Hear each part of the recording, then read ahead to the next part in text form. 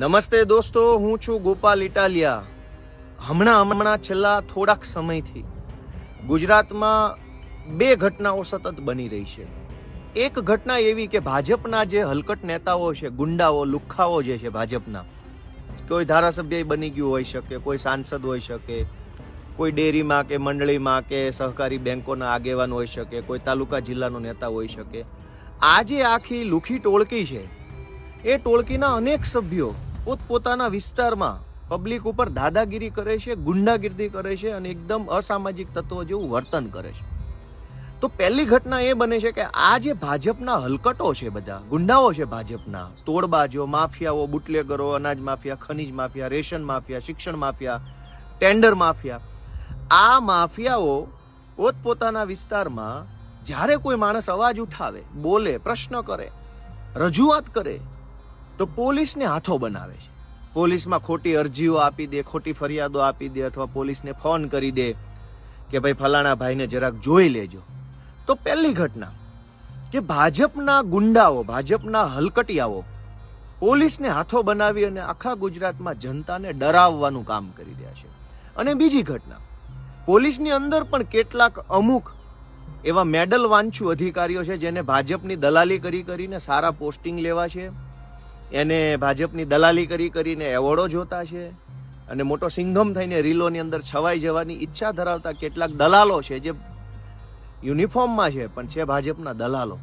તો આ દલાલો પોતાની રીતે પણ વધારે પડતા દોઢદાયા થઈ અને પબ્લિકને ક્યાંક ત્રાસ આપે છે, હેરાન કરે છે. ગામડાઓમાં કોઈ બેચારો માણસ રિક્ષા ચલાવતો એને હેરાન કરે, કોઈ માણસ પાનનો ગલ્લો ચલાવતો એને હેરાન કરે. ગામની અંદર કોઈ જાગૃત નાગરિક ગ્રામ પંચાયતમાં આરટીઆઈ કરે તો એમાં પોલીસનો ઉપયોગ થાય છે. ગામમાં કોઈ માણસ સસ્તા અનાજની દુકાનના ભ્રષ્ટાચાર સામે અવાજ ઉઠાવે તો પોલીસ આવી જાય છે. ગામની આંગણવાડીની અંદર ગોબાચારી થતી હોય, કોઈ વ્યક્તિ બોલે તો એમાં પોલીસ આવી જાય છે. ગામની અંદર સરકારી શાળામાં કંઈ આમ તેમ થતું હોય, મધ્યાહન ભોજનની અંદર, એમાં કોઈ અવાજ ઉઠાવે તો પોલીસ આવી જાય છે. ગામની ડેરી બાબતે કોઈ અરજી કરે તો પોલીસ આવી જાય છે. ગામમાં રોડ બનતા હોય, નાળું બનતું હોય, ગટર બનતી હોય, એને લઈને કોઈ અવાજ ઉઠાવે તો પોલીસ આવી જાય છે. ગામમાં કોઈ વર્ષોથી રોડ ન બનતો હોય, લોકો માંગણી મૂકતા હોય, એની કોઈ અવાજ ઉઠાવે તો પોલીસ આવી જાય છે. સરકારી બસોની માંગણી મૂકીએ તો પોલીસ આવી જાય છે.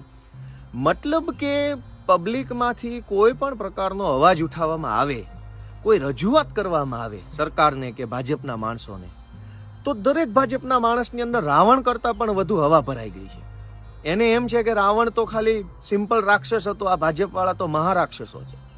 એટલે કોઈ માણસ અરજી કરે, ફરિયાદ કરે, અવાજ ઉઠાવે, ફેસબુક પર પોસ્ટ મૂકે, કંઈક બોલે, જાહેર સભામાં અવાજ ઉઠાવે, વોટ્સએપમાં કોઈ મેસેજ કરે, એટલે ભાજપના ગુંડાઓ, લુખ્ખાઓ, હલકટિયાઓની ટોળકી એના ઉપર તૂટી પડે છે. એમાં પોલીસને હાથો બનાવે છે. અને ઘણી જગ્યાએ પોલીસની અંદર રહેલા ભાજપના દલાલો છે એને શોખ હોય છે કે ચલો સાહેબે કામ સોંપ્યું છે, હું કરી દઈશ તો મને સાહેબ બધું બહુ મોટા એવોર્ડ આપશે. આ ઘટનાની સામે લડવા માટે લોકોએ જાગૃત થવું પડશે. લોકોએ પોતાની જાતને જગાડવી પડશે, આત્મા જગાડવો પડશે. આજે પૂજ્ય ગાંધીજી, આપણા દેશના રાષ્ટ્રપિતા, અને આખી દુનિયાની અંદર જેણે અહિંસાનો સંદેશ જગાડ્યો, આપ્યો અહિંસાનો સંદેશ. અંગ્રેજો જેવા, અંગ્રેજો કઈ ભારત ઉપર જ નતા, દુનિયાના પોણા ભાગના દેશો ઉપર અંગ્રેજોની સરકાર હતી. અંગ્રેજોએ દુનિયાના પોણા ભાગના દેશોને ગુલામ બનાવેલા. એટલા પાવરફુલ અંગ્રેજોની સામે લડવા માટે દેશને ઊભો કર્યો, દેશને તૈયાર કર્યો, દેશના એક એક નાગરિકની અંદર આત્મવિશ્વાસ ભર્યો, હિંમત ભરી, જુસ્સો ભર્યો, પ્રેરણા આપી. એને પ્રેરિત કરવામાં આવ્યા કે દેશ માટે લડવું જરૂરી છે.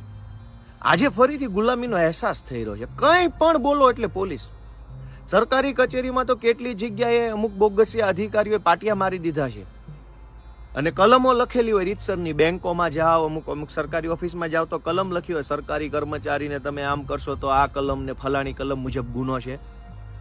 અરે ભાઈ બોગસ, આ તમારા બાપાની પેઢી છે, તમે કામ નહીં કરો તો કઈ કલમ લાગશે એનું પાટિયું મારો ને. પબ્લિકને ધમકાવાનું, દબાવવાનું, ડર ફેલાવાના પાટિયા મારેલા હોય છે કે જો અહીંયા રેકોર્ડિંગ કરશો તો આ કલમ લાગશે. બેંકોમાં એવા પાટિયા માર્યા હોય છે, સરકારી કર્મચારીનું આમ વર્તન કરશો, તેમ કરશો તો આમ થાય. અને તમે કામ ચોરી કરશો તો, તમે ભાજપની દલાલી કરશો તો કઈ કલમ લાગશે? તમે ભાજપના એજન્ટ બનીને કામ કરશો તો કઈ કલમ લાગશે? એના પાટિયા કેમ નથી માર્યા? દોસ્તો, આજે ગાંધીજીનો નિર્વાણ દિવસ છે.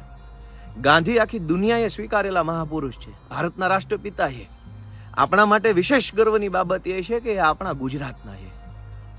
આજે ગાંધી નિર્વાણના દિવસે આપણે કંઈક સંકલ્પ લેવો જોઈએ કે ગાંધીના વિચારને મરવા નહીં દઈએ. આપણે બધા ગાંધીએ જે સ્વરાજ અપાવ્યું છે એને મરવા નથી દેવાનો. આજે એક ટુચ્ચામાં ટુચ્ચો જે ભાજપીઓ હોય છે ને એ મોટી તોપ થઈને ફરે છે મલકમાં. કોઈને હલવા ન દે, બોલવા ન દે, ડરાવા ધમકાવા સિવાય કંઈ વાત નહીં. સહકારી બેંકો લઈ લો, તાલુકા પંચાયત, જિલ્લા પંચાયત, ગ્રામ પંચાયત, નગરપાલિકા, પાણી પુરવઠા, જીબી વિભાગ, બસ વિભાગ, સરકારી દવાખાના, જ્યાં જાઓ ત્યાં ભાજપના હલકટ ગુંડાઓએ કબજો કરેલો છે. અને પબ્લિકને રીતસરના ધમકાવાના, ડરાવાના, ગુંડાગીર્દી, નાગાઈ કરવા સિવાય કોઈ ધંધો નથી. અને આ નાગાઈની અંદર પાર્ટનર બને છે કેટલાક પોલીસવાળા. કેટલાક લોકોએ મજબૂરીમાં કરવું પડે છે, કેટલાક અધિકારીઓ, અને કેટલાક અધિકારીઓને મેડલ લેવા છે.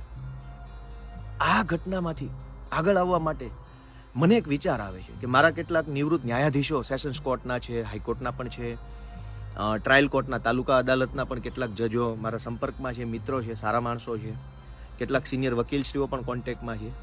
હું એવું ઈચ્છું છું કે સૌરાષ્ટ્રની અંદર કોઈ જગ્યાએ આપણે એક કાયદાનો ફૂલ ડે સેમિનાર રાખવો જોઈએ, સવારના 10 થી લઈને સાંજના 6 વાગ્યા સુધી સળંગ. અને એની અંદર અલગ અલગ કલાકના 4-5 સેશન રાખીએ, જેની અંદર આપણે પબ્લિકને એ શીખવાડવું છે. બધાને નહીં, તમામ માટે નથી આ યોજના. જે બહુ ગંભીર હોય, જેને ખૂબ ધગશ હોય, નોલેજ લેવા ખાતર લેવાનું નહીં, લીધા પછી એને અમલમાં મૂકવાની પણ જેની અંદર હિંમત હોય, એવા માણસો માટે સિલેક્ટેડ. ભલે 5 લોકો આવે, 50 આવે, 100 આવે, 150 આવે, 5000ની જરૂર જ નથી. અને 5000 થઈ બી જતા હોય તોય નથી આવવા દેવાના. માત્ર એવા ડેરિંગ વાળા કે જેના છાતીમાં હવા હોય, ફૂલેલી છાતીનો માણસ હોય, મજબૂત મક્કમ મનનો માણસ હોય, લડી લેવું છે. તો FIR નોંધે ત્યારે શું પોલીસવાળા ખોટું કરે છે, FIR નોંધાઈ ગયા પછી શું થાય છે, ખોટી FIRઓ કેમ નોંધાય છે, સાચી કેવી રીતે નોંધાવી જોઈએ, ન નોંધાય તો શું થાય, ધરપકડને લગતા કાયદા કેવા છે, ભાજપવાળાની દલાલી કરતા જો કોઈ પોલીસ એરેસ્ટ કરે તો શું થવું જોઈએ, ખોટા ગુનાનું આળ નાખ્યો હોય તો શું થવું જોઈએ, ચાર્જશીટ કેવી રીતે હોય, કોર્ટના સમન્સ કેવી રીતે હોય, કોર્ટમાં કેસ કેવી રીતે ચાલે, આરોપીની શું ભૂમિકા, ફરિયાદીની શું ભૂમિકા, પંચનામાની અંદર કેવી રીતની વ્યવસ્થાઓ હોય છે, લોકઅપના નિયમો કેવા છે, મામલતદાર પાસે ચેપ્ટર કેસના નામે જામીન લેવા લઈ જાય છે એનું શું પ્રોસેસ આખી છે, એ સિવાય જે કાંઈ આપણે RTIઓ કરીએ તો એની માહિતી કેવી રીતની હોય છે, CCTVની વ્યવસ્થા શું રીતની હોય છે. ગુંડા બદમાશો સામે લડવા માટે આપણે કાયદો જાણવો પડશે. કેમ કે ભાજપના ગુંડાઓ પોલીસનો ઉપયોગ કરે છે અને પોલીસમાં રહેલા ભાજપના કેટલાક એજન્ટો પણ સત્તાનો ઉપયોગ કરે છે. આ બંનેની સામે લડવા માટે કેટલાક લોકોએ આગળ આવવું પડશે. એની કેટલાક લોકો 5 પણ હોઈ શકે, 7 હોઈ શકે કે 15 જ હોઈ શકે કે 100 હોઈ શકે. મને એવો વિચાર આવે છે કે આવનારા દિવસોમાં હું અત્યારે થોડોક ચૂંટણીલક્ષી દોડધામમાં છું. થોડોક જ્યારે હું ફ્રી પડીશ ત્યારે સૌરાષ્ટ્ર સાઈડ કોઈ પણ જગ્યાએ, કેમ કે સૌરાષ્ટ્રમાં અત્યાચારની ખૂબ ઘટના બને છે, પોલીસ અત્યાચાર, વ્યાજ માફિયાઓ વિરુદ્ધ અરજી આપવા જાઓ તો પોલીસ વ્યાજ માફિયાઓને જાણ કરી દે, બુટલેગરો વિરુદ્ધ ફરિયાદ કરો તો પોલીસ બુટલેગરોને કહી દે. ટૂંકમાં એવો માહોલ બન્યો છે કે જે પોલીસ પ્રજાને સલામતીનો અહેસાસ કરાવવા માટે છે કે ભાઈ જમાદાર ઊભા છે, હાશ હવે વાંધો નહીં, એના બદલે જમાદાર ઊભા છે એ વાતનો ડર લાગે છે. એવી વ્યવસ્થા ગુજરાતમાં ભાજપના હલકાઓએ કરેલી છે, ગુંડાઓ છે ભાજપના. અને જ્યારે હું એના આવા શબ્દોથી એને બહુમાન કરું છું ત્યારે એના પેટમાં નકલી તેલ રેડાય છે, બળે છે એમને. તમારા ધંધા જ હલકા છે, અમારા તો શબ્દો ખરાબ છે, તમારા કર્મો ખરાબ છે. તમે જે કરો છો ભાજપવાળાઓ એ તમારા કર્મો એટલા હલકા છે કે અમારા તો શબ્દો શું હોય હલકા, એનાથી હલકા તો પાપ કર્યા છે ભાજપવાળાએ. તો મારી ગણતરી એવી છે કે પોલીસનો જે હાથો બનાવે છે અથવા પોલીસ પણ દોડડાયા થઈને કેટલાક અધિકારીઓ ભાજપના દલ્લાઓ બને છે, એની સામે લડવા માટે કાયદાકીય જાગૃતિ લાવવા માટે એક કાર્યક્રમ કરવો છે મારે. આ કાર્યક્રમ પ્રાઇવેટ કાર્યક્રમ તરીકે કરવાની ગણતરી છે મારી. બહુ ઝાઝા લોકોની અપેક્ષા જ નથી, આવે તો પણ નથી આવવા દેવાના એવી મારી અપેક્ષા છે. જેની અંદર ડેરિંગ હોય, તાકાત હોય, જેનામાં હાથમાં, બુદ્ધિમાં, છાતીમાં તાકાત હોય ને એવા લોકોને કંઈક શીખવાડવું છે કે આવો ભાઈ, આ દેશ આપણો છે, આ રાજ્ય આપણું છે, આ સમાજ આપણો છે, લડવું આપણી જવાબદારી છે, ક્યાં સુધી ઘરે બેસી રહીશું. તો એવો સેમિનાર કરવા માટે મારા મગજમાં જે આઈડિયા છે એ આઈડિયા એવો છે કે આની કોઈ રજિસ્ટ્રેશન ફી રાખવામાં આવે.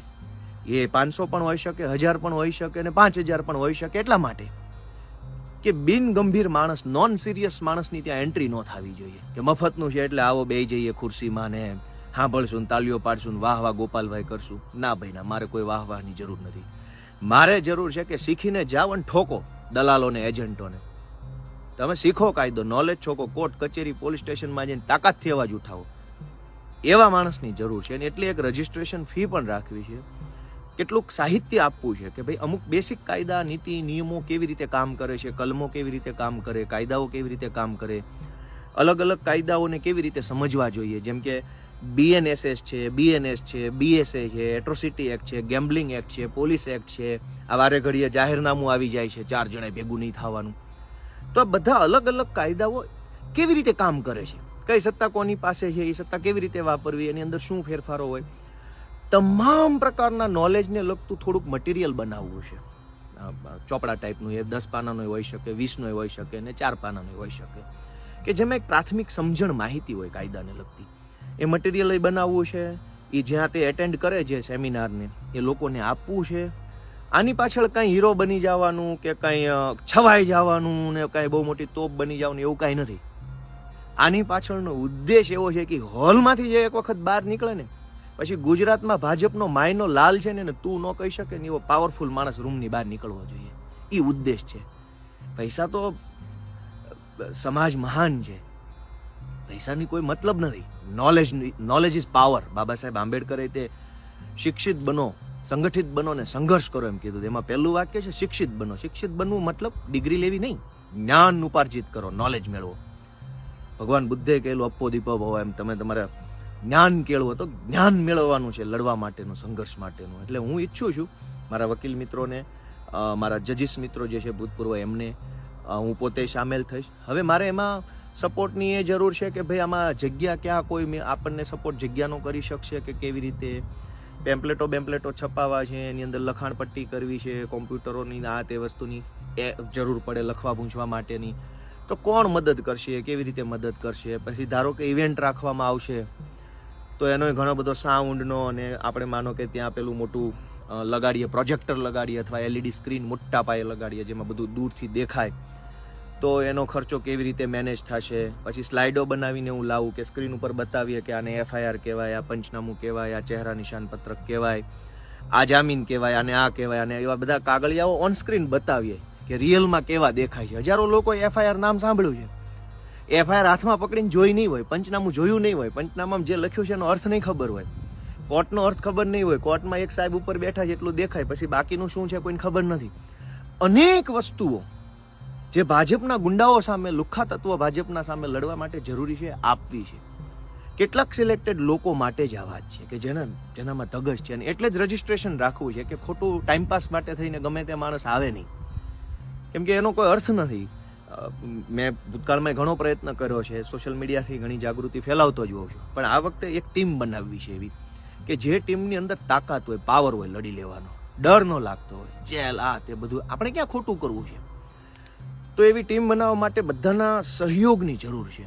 મારા ફેસબુક ઉપર, મારા ટ્વિટર ઉપર, મારા ઇન્સ્ટાગ્રામ ઉપર અને મારા વોટ્સએપ ઉપર જેની પાસે નંબર હોય એ લોકો તમે શું મદદ કરી શકશો, આની અંદર કેવી રીતે ઉપયોગી થઈ શકશો, એની મને જાણ આપશો તો મને ખુશી થશે. હું તમારી સાથે ચર્ચા કરીશ.